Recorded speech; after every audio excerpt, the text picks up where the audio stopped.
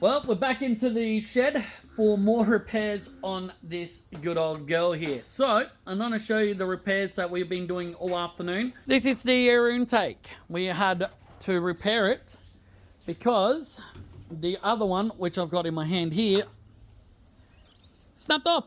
See? And yes, there's a bit of oil. That's what this breather hose here is hopefully going to eliminate some of that oil dripping into there over due time. New hose, new connection, new air intake. It's only going to be temporary because we do have one of these coming in the near future to put back on. But for now, that will do the job. But I tell you what, if I didn't have it, fuel economy would be absolutely through the roof. Revs and everything will be pretty shite. So let's go and show you the other ones. Here's the other repair right there. That is a flange gasket. And you're probably wondering, David, did you not just repair that before? Yes. We also had another one right behind me that we got repaired and we got it welded in. As you can tell, that was welded only a couple of weeks ago. But we keep blowing out these gaskets, which I've got here to show you.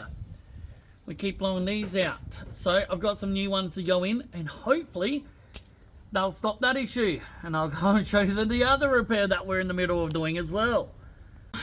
That's the other repair that we've been doing. That oil leak, which is there and all the way down the left hand side of the motor. Now it's interesting where that came from. I'll show you. So it came from down there, that bolt. See that leaking, that oil there? It was actually missed. We didn't notice it until we put a camera down there and we found out it was leaking. And we've checked all these other bolts and they look pretty good. And that one was also leaking too.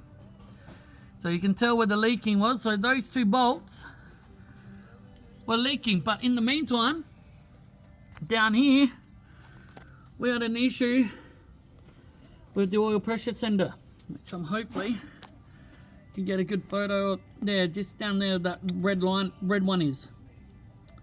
We've had to repair the line on it because it was actually broken and we weren't getting anything on the gauge.